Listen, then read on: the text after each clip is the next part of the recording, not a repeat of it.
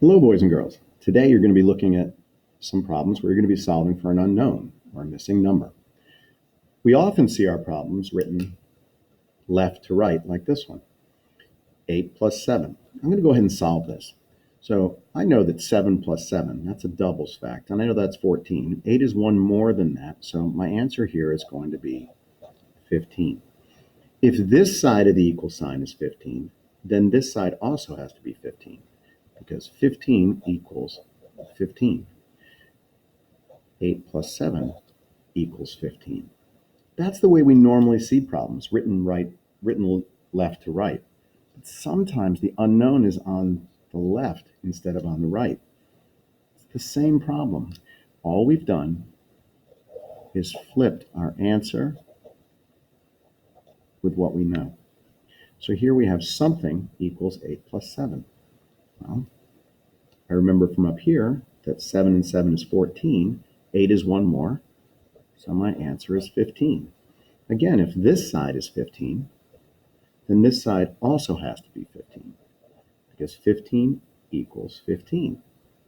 So if 15 equals 15 and this side is 15, then this side has to be 15. And like I mentioned earlier, we're used to seeing it written this way. 8 plus 7 equals 15. But this is equally true. 15 equals 8 plus 7. Don't let the placement of the unknown confuse you. You're going to get some problems that are written vertically. Oh, we're not there yet. You're going to get some that give you a missing addend. So we know that 7 plus 8 is 15 because we already did that. But if we didn't know that, here are a couple ways we could solve that. I would like to rewrite it as 7 plus something equals 15. And I know that I want to get to a friendly number that ends in 0. And the first one after 7 is 10. 8, 9, 10. I counted on 3. And counting on is a perfectly good strategy, especially if the numbers are small. And I'm good at counting by 5, so I know the difference between 5 and 10, 10 and 15 is 5. So again, 5 plus 3, 6, 7, 8 is 8. So our answer is 8. 8 plus 7 equals 15. And we know that because we did that up here, but we also proved it here. Let's take a look at problems written a different way. Here are some problems that are written vertically. It's called an algorithm, but it takes the same skill, and we can rewrite this as an equation. So we read it this way. We read it like that. So 8 plus 7 equals something. So if I rewrote that as an equation, it would look like that. We already did that. We know what that is, but I'm going to go ahead and do it for you again anyway. In this case, I'm going to use my 8 as a doubles fact. 8 plus 8 is 16. 7 is one less.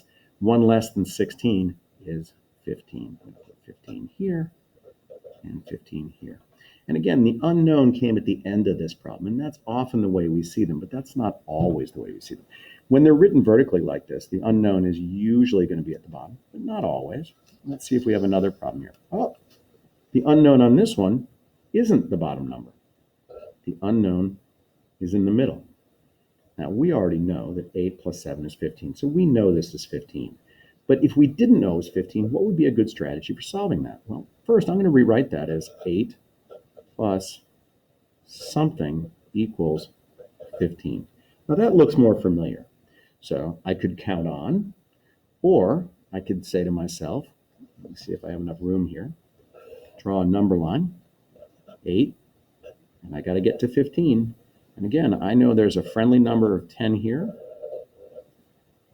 plus 2, and I know that 10 to 15 is plus 5, and 5 plus 2 is 7. So my answer here is 7. Let's take a look at it a different way. Here, the unknown is at the top. But I know that I can flip these because the order I add them in doesn't change the answer. So if I need to flip them, I can. I think I'd like to write this 8 plus something equals 15.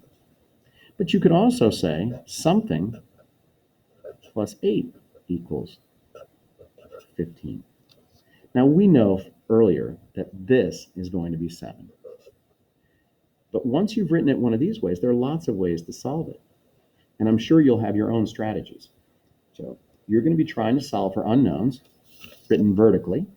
And remember, it's the same thing. You can rewrite that as an equation. You don't have to write it vertically.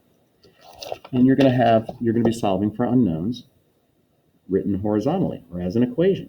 And remember, both sides of the equal sign have to be the same. So if I can solve for one side, I can figure out the other.